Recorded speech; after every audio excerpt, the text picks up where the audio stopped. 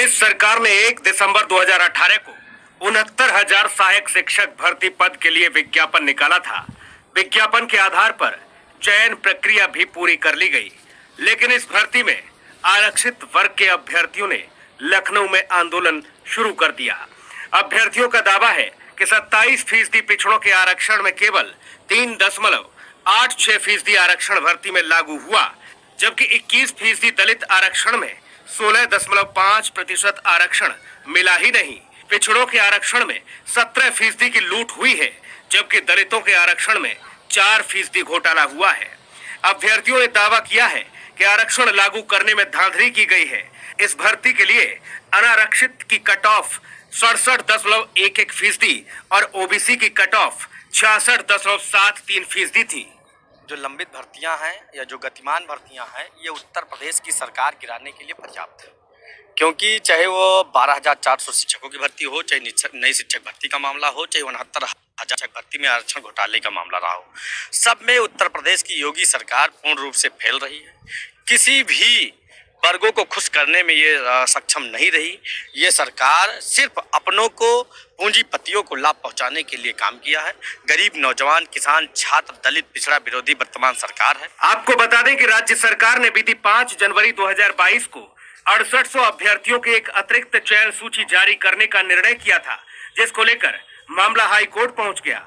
इस मामले पर इलाहाबाद हाई कोर्ट की लखनऊ बेंच के जस्टिस राजन रॉय ने साफ शब्दों में कहा कि वर्ष 2018 में विज्ञापित 69,000 खाली पदों के अतिरिक्त बगैर विज्ञापित के एक भी नियुक्ति नहीं की जा सकती है। कोर्ट ने नियुक्ति पर अंतरिम रोक लगाते हुए साफ कहा कि यह स्थिति सरकार ने पैदा की है, लिहाजा अब सरकार तय करे कि 6800 अभ्यर्थियों के बारे में क्या करना है। हमारे साथ जाती हुई कि जो 27 और 21% का जो आरक्षण कोटा होता है, वो इस सरकार को के द्वारा दिया नहीं गया है। जो भर्तियों में बहुत बड़ा घोटाला किया गया है और ओबीसी और एससी का जो कोटा होता है वो पूरा नहीं किया गया है। लगभग 20,000 सीटों का घोटाला बड़े पैमाने पर इस सरकार के द्वारा किया गया है। जाहिर सी बात है, प्रदेश में चुनाव है, इसलिए सरकार ने प्रदेश में आचार संहिता लागू होने से पहले 6800 आरक्षित वर्ग के अभ्यर्थियों की नियुक्ति करने का आदेश जारी किया।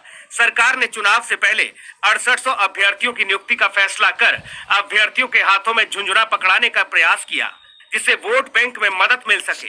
लेकिन अभ्यर्थियों का कहना है कि सिर्फ 6800 नियुक्तियों से मांगे पूरी होने वाली नहीं है। उन्हें 19,000 पद मिलने चाहिए, यानी जितनी भर्तियों में गड़बड़ी हुई है। हाईकोर्ट की फटकार के बाद सरकार बैकफुट पर है और इस मामले में अदालत में पैरवी का दावा कर रही है।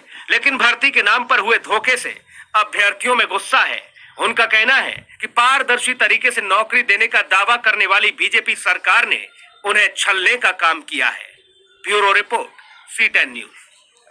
जी हाँ, तो अभ्यर्थियों के साथ धोखा हुआ है और यही वजह है कि लखनऊ की सड़कों पर लंबे अरसे से वो आंदोलन कर रहे हैं। इसी मुद्दे पर चर्चा होगी। तमाम मेहमानों से आपको रूबरू करा देते हैं। हमारे साथ भारतीय जनता पार्टी का पक्ष रखने के लिए मनोज पंडित, बीजेपी प्रवक्ता, हमारे साथ मौजूद हैं। साथ ही समाजवादी पार्टी का पक्ष रखेंगे, हमारे साथ अरविंद कठेरिया हैं। आम आदमी पार्टी के प्रवक्ता नीतीश चौरसिया भी हमारे साथ मौजूद हैं और सुशील कश्यप प्रदेश अध्यक्ष हैं ओबीसी एससी संयुक्त मोर्चा के, जो लंबे अरसे से लड़ाई लड़ रहे हैं इन सभी अभ्यर्थियों के लिए।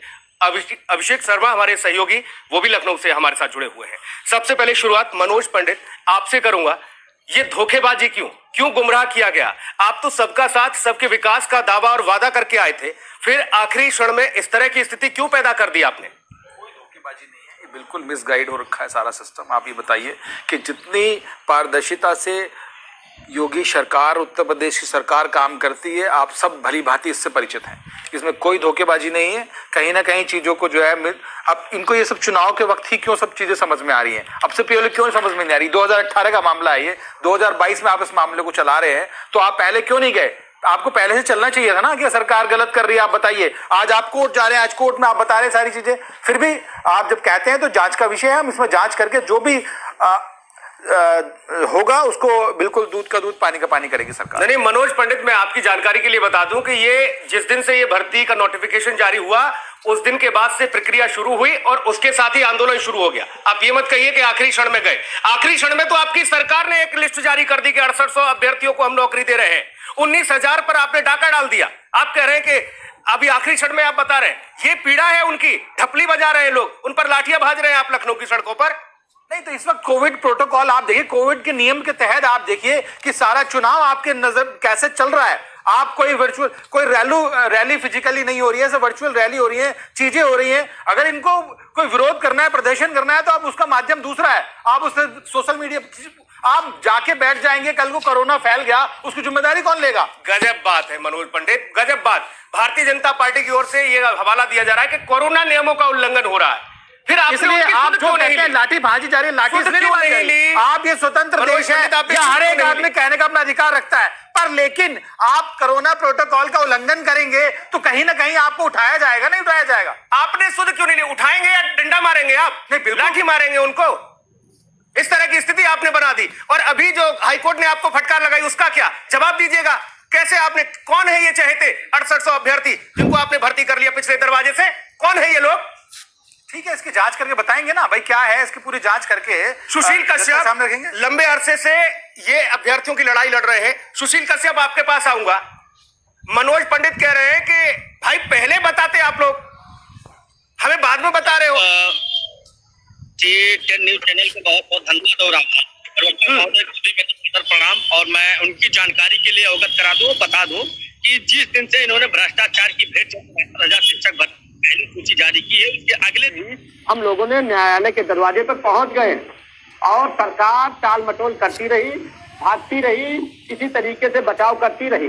लेकिन किसी 69,000 शिक्षक भर्ती में 29 अप्रैल को राष्ट्रीय पिछड़ा वर्ग भारत सरकार ने भी मोहर लगा दी है कि इस भर्ती में इतने बड़े पैमाने पर आरक्षण का घोटाला हुआ है। अब पंडित जी कह रहे हैं कि अब गए हैं कोर्ट, हम अब नहीं गए कोर्ट। मैं 3 सालों से कोर्टों में भी लड़ रहा हूँ और शांतिपूर्ण ढंग से गांधीवादी तरीके से इको गार्डन में 22 जून से लगातार हम लोग प्रोटेस्ट कर रहे हैं, जो कि 205 दिनों तक बैठे हुए। अब इनका यह कहना है कि हम जांच करेंगे, जांच करने के बाद में क्या जांच करोगे? आप ये जांच आप ही गलत किए हो, आप ही सही उसको करने की कोशिश कर रहे हो। आप लोग जानबूझ करके दलित और पिछड़े वर्ग से आने वाले मेधावियों को नौकरी नहीं देना चाहते हो, सवर्णों को नौकरी देना चाहते हो। हम लोगों को सरकार तो कह रही है कि आरक्षण के मामले में हमने पारदर्शिता निभाई है, लेकिन ऐसा कैसा पारदर्शिता के अभ्यर्थी अब ये कह रहे हैं कि उनके आरक्षण पर ही डाका डाल दिया आपने, उसमें ही स्थिति ऐसी पैदा कर दी। जी सुशील कश्यप, एक्चुअली है क्या कि जो इन्होंने अभी तक 4 सूची जारी की है, पहली 3 सूचियों में इन्होंने गुणांक को छुपाया है, चौथी सूची में गुणांक को बताया है। ऊपर से जो 3 सूचियां जारी की गई उसमें गुणांक को छुपा करके 19,000 दलित और पिछड़े वर्ग के अभ्यर्थियों का गला घोटा है। और चौथी सूची में इन्होंने गुणांक को क्यों डिस्क्लोज किया है? लो भाई, 1 to लास्ट गुणांक को छुपा के बैठ गए। ठीक है, समाजवादी पार्टी की ओर से अरविंद कठेरिया हमारे साथ मौजूद है। अरविंद कठेरिया जी, ये कौन सी स्थिति होती है भाई, कैसे ये सब मुमकिन हो जाता है, ये बताइए कठेरिया साहब। एक मापदंड, एक सरकार एक पूरा नियम कानून के तहत चीजें करती है। 69,000 शिक्षक भर्ती निकाली थी सहायक शिक्षकों के लिए, उसमें 6800 अलग से बाद में जोड़ दिए गए। जब हंगामा हुआ, जब ओबीसी वर्ग के छात्रों ने ये हंगामा किया, एससी वर्ग के छात्रों ने कि हमारे आरक्षण पर डाका डाल रहे हैं, तो 6800 के लिए नोटिफिकेशन निकाल दिया आखिरी में। बोले अंत भला तो सब भला। सरकार को फटकार लगी है हाईकोर्ट से। देखिए एंकर महोदय, 2017 से जब से आदरणीय योगी जी की सरकार आई है, केंद्र में भी इनकी भारतीय जनता पार्टी की सरकार है, इनका एक बहुत ही षड्यंत्र काम कर रहा है। ये बड़े मतलब एक बहुत बड़े लेवल पर ये अगर इसकी कायदे से जांच की जाए तो इस भर्ती के अलावा और कई भर्तियां जो उन्होंने छोटी-छोटी भर्तियां की हैं उसमें भी बहुत धांधलेबाजी हुई है। इसके पहले भी जजों की नियुक्ति हुई थी और कुछ और जुडिशियल पोस्टों की नियुक्ति हुई थी। उसमें कई बच्चे एक तो बिना सर्टिफिकेट के, मतलब जो अदर कास्ट के थे, और दूसरे में रिजर्व